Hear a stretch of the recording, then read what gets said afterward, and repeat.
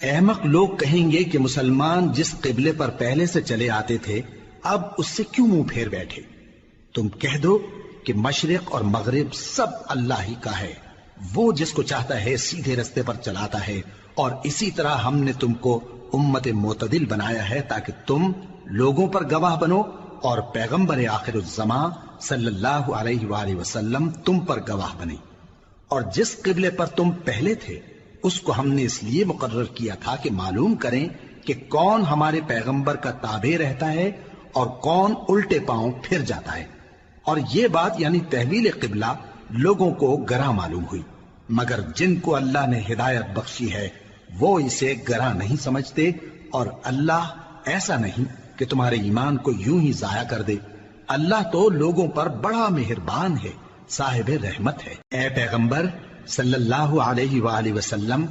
ہم تمہارا آسمان کی طرف منہ اٹھانا دیکھ رہے ہیں،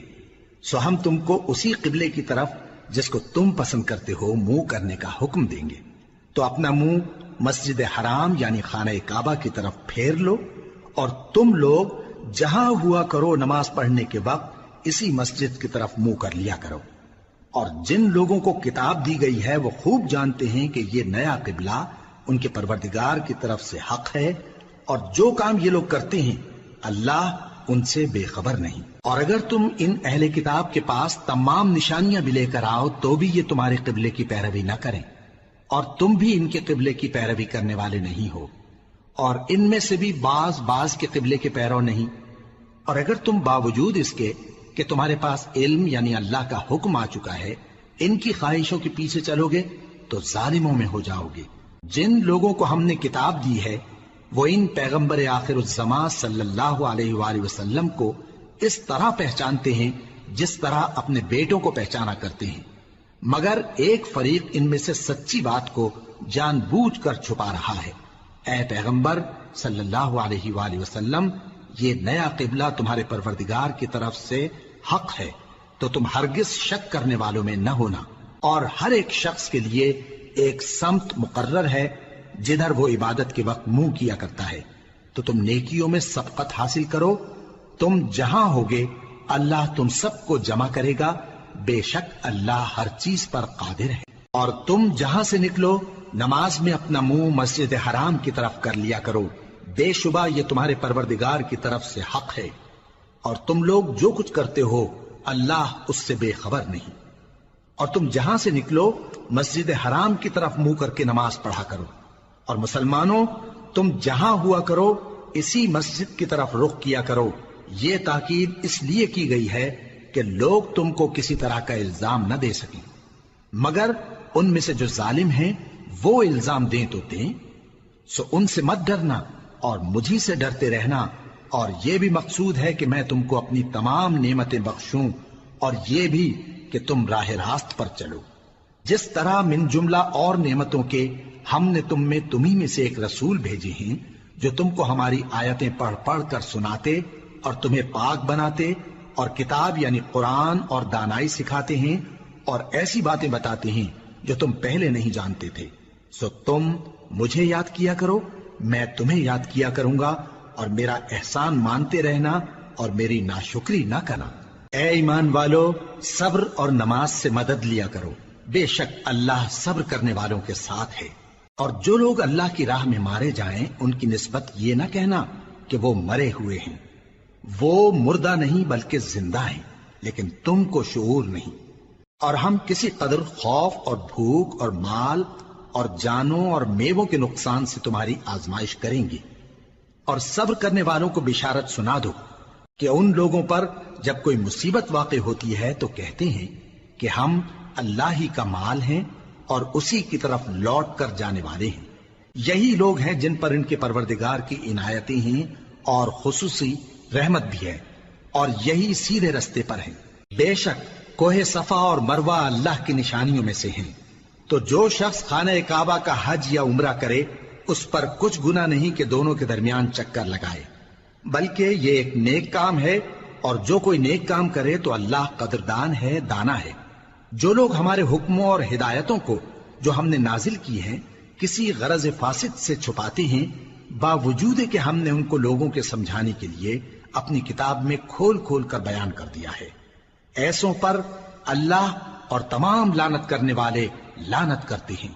ہاں، جو توبہ کرتے ہیں اور اپنی حالت درست کر لیتے ہیں اور احکام الہی کو صاف صاف بیان کر دیتے ہیں تو میں ان کے قصور معاف کر دیتا ہوں، اور میں بڑا معاف کرنے والا، بڑا مہربان ہوں۔ جو لوگ کافر ہوئے اور کافر ہی مرے، ایسوں پر اللہ کی اور فرشتوں کی اور انسانوں کی سب کی لعنت، وہ ہمیشہ اسی لعنت میں گرفتار رہیں گے۔ ان سے نہ تو عذاب ہلکا ہی کیا جائے گا اور نہ انہیں کچھ مہلت ملے گی۔ اور لوگوں، تمہارا معبود ایک ہی معبود ہے، اس بڑے مہربان اور رحم والے کے سوا کوئی عبادت کے لائق نہیں۔ بے شک آسمانوں اور زمین کے پیدا کرنے میں اور رات اور دن کے ایک دوسرے کے پیچھے آنے جانے میں اور کشتیوں اور جہازوں میں جو سمندر میں لوگوں کے فائدے کے لیے رواں ہیں، اور میں جس کو اللہ آسمان سے برساتا اور اس سے زمین کو اس کے مردہ ہو جانے کے بعد زندہ یعنی خشک ہو جانے کے بعد سرسبز کر دیتا ہے، اور زمین پر ہر قسم کے جانور پھیلانے میں اور ہواؤں کے چلانے میں اور بادلوں میں جو آسمان اور زمین کے درمیان گھرے رہتے ہیں، عقل مندوں کے لیے اللہ کی قدرت کی نشانیاں ہیں۔ اور بعض لوگ ایسے ہیں جو غیر اللہ کو اللہ کا شریک بناتے اور ان سے اللہ کی سی محبت کرتے ہیں، لیکن جو ایمان والے ہیں وہ تو اللہ ہی کے سب سے زیادہ دوست دار ہیں۔ اور اے کاش ظالم لوگ جو بات عذاب کے وقت دیکھیں گے اب دیکھ لیتے کہ سب طرح کی طاقت اللہ ہی کو ہے، اور یہ کہ اللہ سخت عذاب کرنے والا ہے۔ اس دن کفر کے پیشوا اپنے پیروں سے بیزاری ظاہر کریں گے اور دونوں عذاب الہی دیکھ لیں گے اور ان کے آپس کے تعلقات منقطع ہو جائیں گے۔ یہ حال دیکھ کر پیروی کرنے والے حسرت سے کہیں گے کہ اے کاش ہمیں پھر دنیا میں جانا نصیب ہو، تاکہ جس طرح یہ ہم سے بیزار ہو رہے ہیں اسی طرح ہم بھی ان سے بیزار ہوں۔ اس طرح اللہ ان کے اعمال حسرت بنا کر دکھائے گا اور وہ دوزخ سے نکل نہیں سکیں گے۔ لوگوں، جو چیزیں زمین میں حلال طیب ہیں وہ کھاؤ، اور شیطان کے قدموں پر نہ چلو، وہ تمہارا کھلا دشمن ہے۔ وہ تو تم کو برائی اور بے حیائی ہی کے کام کرنے کو کہتا ہے، اور یہ بھی کہ اللہ کی نسبت ایسی باتیں کہو جن کا تمہیں کچھ بھی علم نہیں۔ اور جب ان لوگوں سے کہا جاتا ہے کہ جو کتاب اللہ نے نازل فرمائی ہے اس کی پیروی کرو، تو کہتے ہیں نہیں، بلکہ ہم تو اسی چیز کی پیروی کریں گے جس پر ہم نے اپنے باپ دادا کو پایا۔ بھلا اگرچہ ان کے باپ دادا نہ کچھ سمجھتے ہوں اور نہ سیدھے رستے پر ہوں، تب بھی وہ انہی کی تقلید کیے جائیں گے۔ جو لوگ کافر ہیں ان کی مثال اس شخص کی سی ہے جو کسی ایسی چیز کو آواز دے جو پکار اور آواز کے سوا کچھ سن نہ سکے۔ یہ بہرے ہیں، گونگے ہیں، اندھے ہیں کہ کچھ سمجھ ہی نہیں سکتے۔ اے اہل ایمان، جو پاکیزہ چیزیں ہم نے تم کو عطا فرمائی ہیں ان کو کھاؤ، اور اگر اللہ ہی کے بندے ہو تو اس کی نعمتوں کا شکر بھی ادا کرو۔ اس نے تو تم پر بس مرا ہوا جانور اور لہو اور سور کا گوشت اور جس چیز پر اللہ کے سوا کسی اور کا نام پکارا جائے حرام کر دیا ہے۔ ہاں، جو مجبور ہو جائے بشرطے کہ اللہ کی نافرمانی نہ کرے اور حد ضرورت سے باہر نہ نکل جائے، اس پر کچھ گناہ نہیں۔ بے شک اللہ بخشنے والا ہے،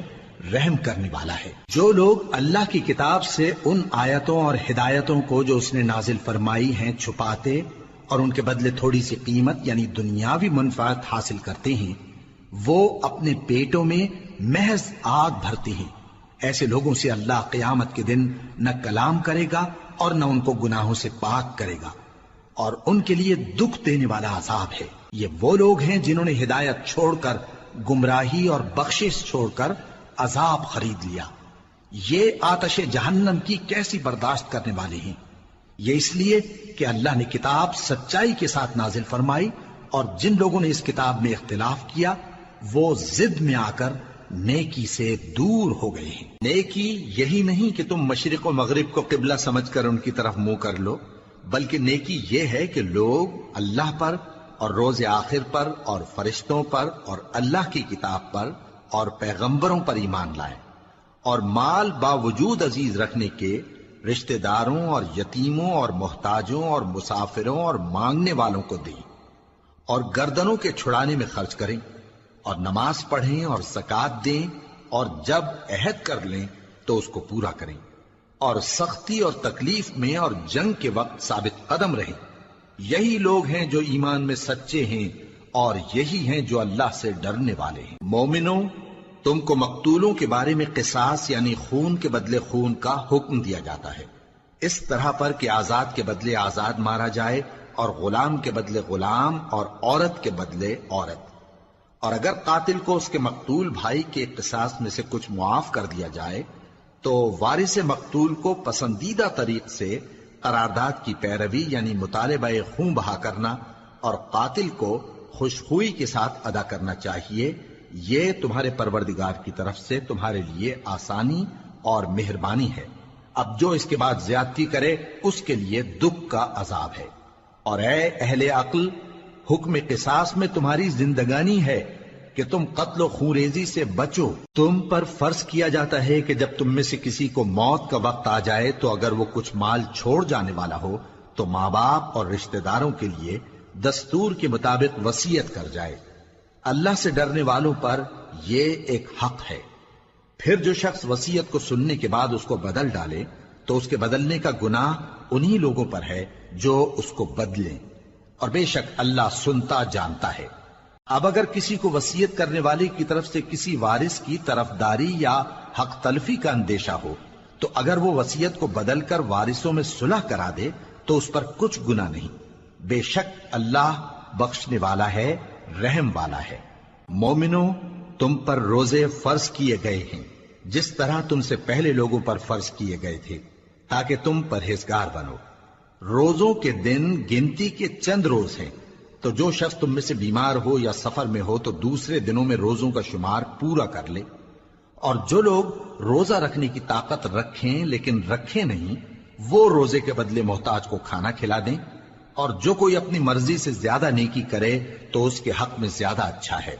اور اگر سمجھو تو روزہ رکھنا ہی تمہارے حق میں بہتر ہے۔ روزوں کا مہینہ رمضان کا مہینہ ہے جس میں قرآن اول نازل ہوا، جو لوگوں کا رہنما ہے اور جس میں ہدایت کی کھلی نشانیاں ہیں، اور جو حق و باطل کو الگ الگ کرنے والا ہے۔ تو جو کوئی تم میں سے اس مہینے میں موجود ہو چاہیے کہ پورے مہینے کے روزے رکھے، اور جو بیمار ہو یا سفر میں ہو تو دوسرے دنوں میں روزے رکھ کر ان کا شمار پورا کر لے۔ اللہ تمہارے حق میں آسانی چاہتا ہے اور سختی نہیں چاہتا، اور یہ آسانی کا حکم اس لیے دیا گیا ہے کہ تم روزوں کا شمار پورا کر لو، اور اس احسان کے بدلے کہ اللہ نے تم کو ہدایت بخشی ہے تم اس کو بزرگی سے یاد کرو اور اس کا شکر کرو۔ اور اے پیغمبر، جب تم سے میرے بندے میرے بارے میں دریافت کریں تو انہیں معلوم ہو کہ میں تو تمہارے پاس ہی ہوں۔ جب کوئی پکارنے والا مجھے پکارتا ہے تو میں اس کی دعا قبول کرتا ہوں، تو ان کو چاہیے کہ میرے حکموں کو مانیں اور مجھ پر ایمان رکھیں تاکہ نیک رستہ پائیں۔ روزوں کی راتوں میں تمہارے لیے اپنی عورتوں کے پاس جانا جائز کر دیا گیا ہے، وہ تمہاری پوشاک ہیں اور تم ان کی پوشاک ہو۔ اللہ کو معلوم ہے کہ تم ان کے پاس جانے سے اپنے حق میں خیانت کرتے تھے، سو اس نے تم پر مہربانی کی اور تمہاری حرکات سے درگزر فرمائی، تو اب تم کو اختیار ہے کہ ان سے مباشرت کرو۔ اور اللہ نے جو چیز تمہارے لیے لکھ رکھی ہے یعنی اولاد، اس کو اللہ سے طلب کرو اور کھاؤ اور پیو، یہاں تک کہ صبح کی سفید دھاری رات کی سیاہ دھاری سے الگ نظر آنے لگے۔ پھر روزہ رکھ کر رات تک پورا کرو، اور جب تم مسجدوں میں اعتکاف بیٹھتے ہو تو ان سے مباشرت نہ کرو، یہ اللہ کی حدیں ہیں، ان کے پاس نہ جانا۔ اسی طرح اللہ اپنی آیتیں لوگوں کے سمجھانے کے لیے کھول کھول کر بیان فرماتا ہے تاکہ وہ پرہیزگار بنے۔ اور آپس میں ایک دوسرے کا مال ناحق نہ کھاؤ، اور نہ اس کو رشوتاً حاکموں کے پاس پہنچاؤ تاکہ لوگوں کے مال کا کچھ حصہ ناجائز طور پر کھا جاؤ، اور اسے تم جانتے بھی ہو۔ اے پیغمبر، لوگ تم سے نئے چاند کے بارے میں دریافت کرتے ہیں کہ گھٹتا بڑھتا کیوں ہے۔ کہہ دو کہ وہ لوگوں کے کاموں کی میعادیں اور حج کے وقت معلوم ہونے کا ذریعہ ہے، اور نیکی اس بات میں نہیں کہ احرام کی حالت میں گھروں میں ان کے پچھواڑے کی طرف سے آؤ، بلکہ نیکوکار وہ ہے جو پرہیزگار ہو، اور گھروں میں ان کے دروازوں سے آیا کرو، اور اللہ سے ڈرتے رہو تاکہ کامیاب ہو جاؤ۔ اور جو لوگ تم سے لڑتے ہیں تم بھی اللہ کی راہ میں ان سے لڑو، مگر زیادتی نہ کرنا، کہ اللہ زیادتی کرنے والوں کو دوست نہیں رکھتا، اور ان کو جہاں پاؤ قتل کر دو، اور جہاں سے انہوں نے تم کو نکالا ہے یعنی مکے سے، وہاں سے تم بھی ان کو نکال دو۔ اور دین سے گمراہ کرنے کا فساد قتل و خونریزی سے کہیں بڑھ کر ہے، اور جب تک وہ تم سے مسجد حرام یعنی خانہ کعبہ کے پاس نہ لڑیں تم بھی وہاں ان سے نہ لڑنا۔ ہاں اگر وہ تم سے لڑیں تو تم ان کو قتل کر ڈالو، کافروں کی یہی سزا ہے۔ پھر اگر وہ باز آ جائیں تو اللہ بخشنے والا ہے، رحم کرنے والا ہے۔ اور ان سے اس وقت تک لڑتے رہنا کہ فساد نابود ہو جائے اور ملک میں اللہ ہی کا دین غالب ہو جائے۔ پھر اگر وہ فساد سے باز آ جائیں تو ظالموں کے سوا کسی پر زیادتی نہیں کرنی چاہیے۔ ادب کا مہینہ ادب کے مہینے کے مقابل ہے، اور ادب کی چیزیں ایک دوسرے کا بدلہ ہیں۔ پس اگر کوئی تم پر زیادتی کرے تو جیسی زیادتی وہ تم پر کرے ویسی ہی تم اس پر کرو، اور اللہ سے ڈرتے رہو اور جان رکھو کہ اللہ ڈرنے والوں کے ساتھ ہے۔ اور اللہ کی راہ میں مال خرچ کرو اور اپنے آپ کو ہلاکت میں نہ ڈالو، اور نیکی کرو، بے شک اللہ نیکی کرنے والوں کو دوست رکھتا ہے۔ اور اللہ کی خوشنودی کے لیے حج اور عمرے کو پورا کرو، اور اگر راستے میں روک لیے جاؤ تو جیسی قربانی میسر ہو کر دو، اور جب تک قربانی اپنے مقام پر نہ پہنچ جائے سر نہ منڈاؤ۔ اور اگر کوئی تم میں بیمار ہو یا اس کے سر میں کسی طرح کی تکلیف ہو تو اگر وہ سر منڈا لے تو اس کے بدلے روزے رکھے یا صدقہ دے یا قربانی کرے۔ پھر جب تکلیف دور ہو کر تم مطمئن ہو جاؤ تو جو تم میں حج کے وقت تک عمرے سے فائدہ اٹھانا چاہے وہ جیسی قربانی میسر ہو کرے، اور جس کو قربانی نہ ملے وہ 3 روزے ایام حج میں رکھے اور 7 جب واپس ہو، یہ پورے 10 ہوئے۔ یہ حکم اس شخص کے لیے ہے جس کے اہل و عیال مکے میں نہ رہتے ہوں۔ اور اللہ سے ڈرتے رہو اور جان رکھو کہ اللہ سخت عذاب دینے والا ہے۔ حج کے مہینے معین ہیں جو معلوم ہیں، تو جو شخص ان مہینوں میں حج کی نیت کر لے تو حج کے دنوں میں نہ عورتوں سے اختلاط کرے، نہ کوئی برا کام کرے اور نہ کسی سے جھگڑے۔ اور جو نیک کام تم کرو گے وہ اللہ کو معلوم ہو جائے گا۔ اور زاد راہ یعنی رستے کا خرچ ساتھ لے جاؤ، کیونکہ بہترین زاد راہ پرہیزگاری ہے۔ اور اے اہل عقل مجھی سے ڈرتے رہو، اس کا تمہیں کچھ گناہ نہیں کہ حج کے دنوں میں بذریعہ تجارت اپنے پروردگار سے روزی طلب کرو۔ اور جب عرفات سے واپس ہونے لگو تو مشعر حرام یعنی مزدلفہ میں اللہ کا ذکر کرو، اور اس طرح ذکر کرو جس طرح اس نے تم کو سکھایا، اور اس سے پیشتر تم لوگ ان طریقوں سے محض ناواقف تھے۔ پھر جہاں سے اور لوگ واپس ہوں وہیں سے تم بھی واپس ہو، اور اللہ سے بخشش مانگو،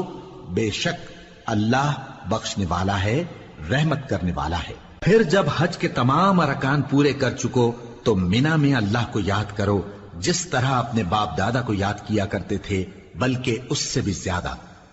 اور بعض لوگ ایسے ہیں جو اللہ سے التجا کرتے ہیں کہ اے پروردگار ہم کو جو دینا ہے دنیا ہی میں دے دے، اور ایسے لوگوں کا آخرت میں کچھ حصہ نہیں۔ اور بعض ایسے ہیں کہ دعا کرتے ہیں کہ پروردگار ہم کو دنیا میں بھی نعمت عطا فرما اور آخرت میں بھی نعمت بخشیو اور دوزخ کے عذاب سے محفوظ رکھیو۔ یہی لوگ ہیں جن کے لیے ان کے کاموں کا حصہ یعنی اجر نیک تیار ہے، اور اللہ جلد حساب لینے والا ہے۔ اور قیام منا کے دنوں میں جو گنتی کے دن ہیں اللہ کو یاد کرو، اگر کوئی جلدی کرے اور 2 ہی دن میں چل دے تو اس پر بھی کچھ گناہ نہیں، اور جو بات تک ٹھہرا رہے اس پر بھی کچھ گناہ نہیں۔ یہ باتیں اس شخص کے لیے ہیں جو اللہ سے ڈرے، اور تم لوگ اللہ سے ڈرتے رہو اور جان رکھو کہ تم سب اس کے پاس جمع کیے جاؤ گے۔ اور کوئی شخص تو ایسا ہے جس کی گفتگو دنیا کی زندگی میں تم کو دلکش معلوم ہوتی ہے، اور وہ اپنے معافی ضمیر پر یعنی اس بات پر جو اس کے دل میں ہے اللہ کو گواہ بناتا ہے، حالانکہ وہ سخت جھگڑالو ہے۔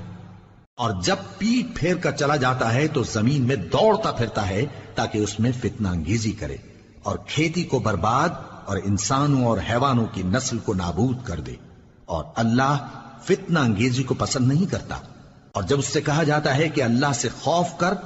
تو غرور اس کو گناہ میں پھنسا دیتا ہے، سو اس کو جہنم کافی ہے اور وہ بہت برا ٹھکانہ ہے۔ اور کوئی شخص ایسا ہے کہ اللہ کی خوشنودی حاصل کرنے کے لیے اپنی جان بیچ ڈالتا ہے، اور اللہ بندوں پر بہت مہربان ہے۔ مومنو، اسلام میں پورے پورے داخل ہو جاؤ اور شیطان کے پیچھے نہ چلو، وہ تو تمہارا کھلا دشمن ہے۔ پھر اگر تم احکام روشن پہنچ جانے کے بعد لڑکھڑا جاؤ تو جان رکھو کہ اللہ غالب ہے، حکمت والا ہے۔ کیا یہ لوگ اسی بات کے منتظر ہیں کہ ان پر اللہ کا عذاب بادل کے سائبانوں میں آ نازل ہو اور فرشتے بھی اتر آئیں اور کام تمام کر دیا جائے؟ اور سب کاموں کا رجوع اللہ ہی کی طرف ہے۔ اے پیغمبر، بنی اسرائیل سے پوچھو کہ ہم نے ان کو کتنی کھلی نشانیاں دیں، اور جو شخص اللہ کی نعمت کو اپنے پاس آنے کے بعد بدل دے تو اللہ سخت عذاب کرنے والا ہے۔ اور جو کافر ہیں ان کے لیے دنیا کی زندگی خوشنما کر دی گئی ہے، اور وہ مومنوں سے تمسخر کرتی ہیں، لیکن جو پرہیزگار ہیں وہ قیامت کے دن ان سے اوپر ہوں گے۔ اور اللہ جس کو چاہتا ہے بے حساب رزق دیتا ہے۔ پہلے تو سب لوگوں کا ایک ہی مذہب تھا، لیکن وہ آپس میں اختلاف کرنے لگے تو اللہ نے ان کی طرف بشارت دینے والے اور ڈر سنانے والے پیغمبر بھیجے، اور ان پر سچائی کے ساتھ کتابیں نازل کی تاکہ جن امور میں لوگ اختلاف کرتے تھے ان کا ان میں فیصلہ کر دے۔ اور اس میں اختلاف بھی انہی لوگوں نے کیا جن کو کتاب دی گئی تھی، باوجود کہ ان کے پاس کھلے ہوئے احکام آ چکے تھے، اور یہ اختلاف انہوں نے صرف آپس کی ضد سے کیا۔ تو جس امر حق میں وہ اختلاف کرتے تھے اللہ نے اپنی مہربانی سے مومنوں کو اس کی راہ دکھا دی،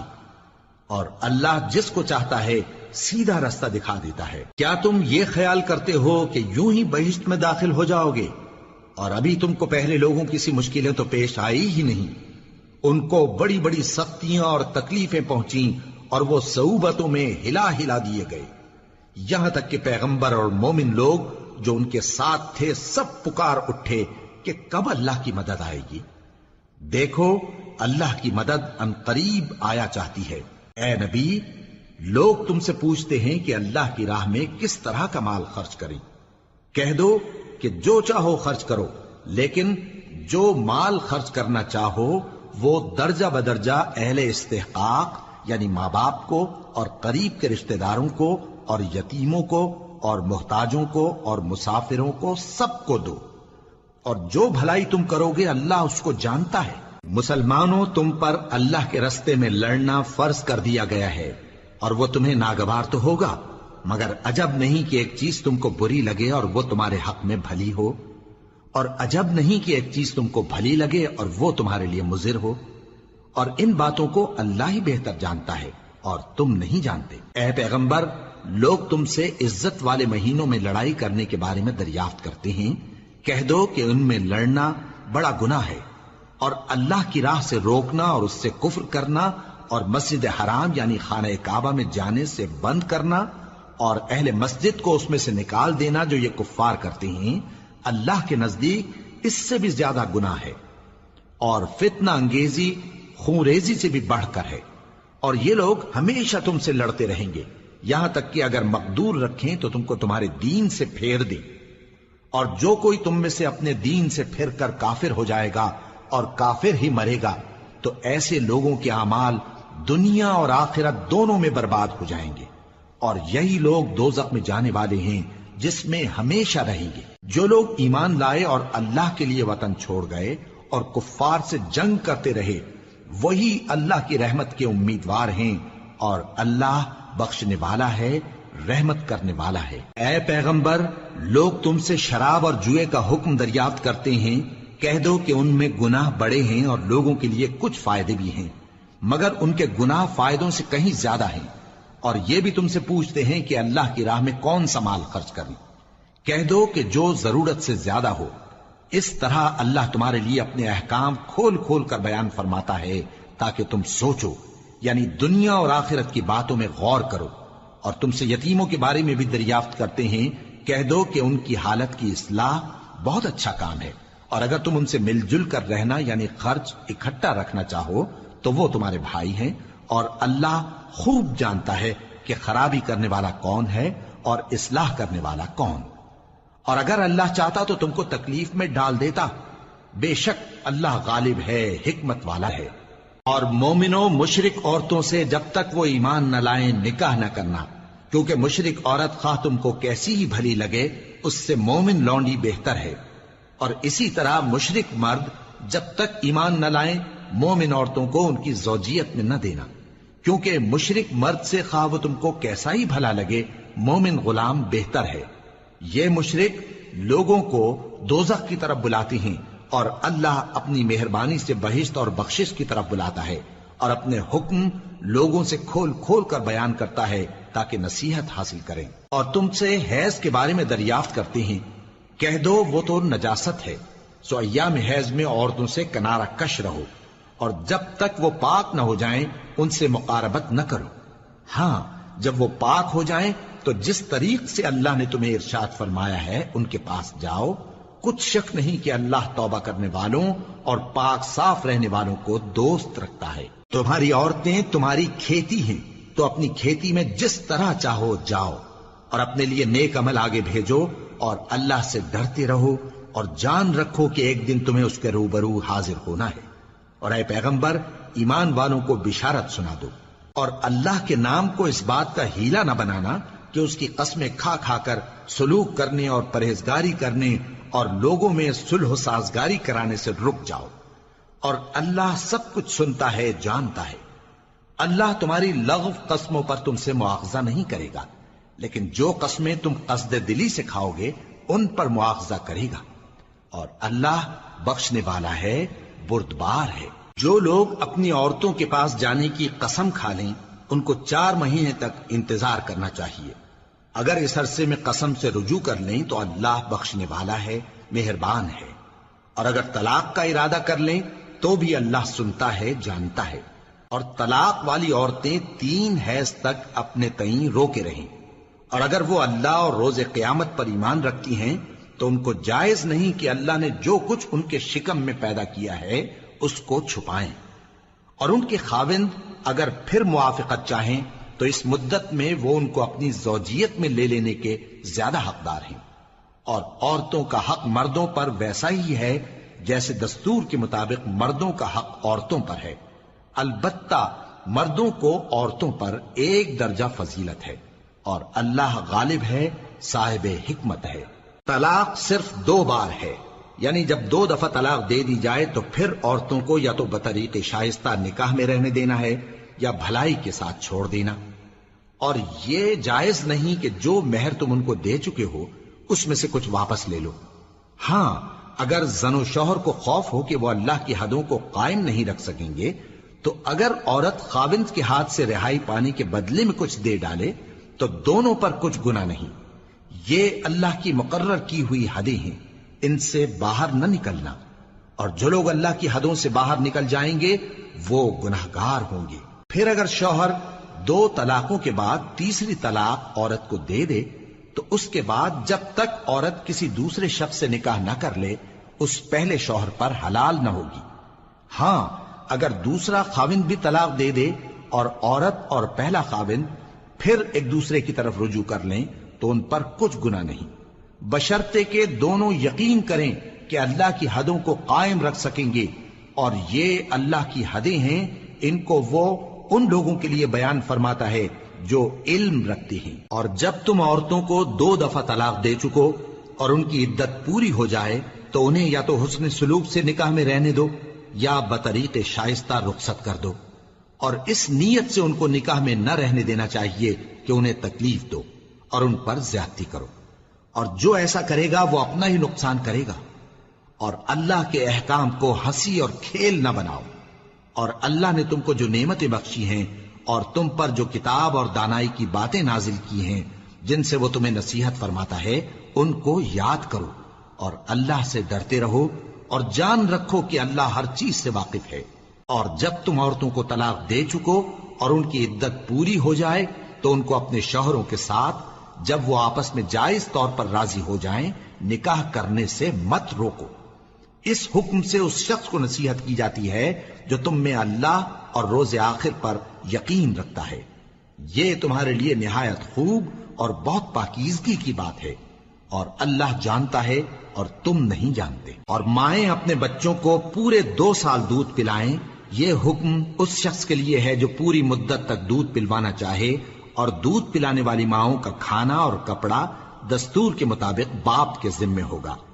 کسی شخص کو اس کی طاقت سے زیادہ تکلیف نہیں دی جاتی، تو یاد رکھو کہ نہ تو ماں کو اس کے بچے کے سبب نقصان پہنچایا جائے اور نہ باپ کو اس کی اولاد کی وجہ سے نقصان پہنچایا جائے، اور اسی طرح نان و نفقہ بچے کے وارث کے ذمے ہے۔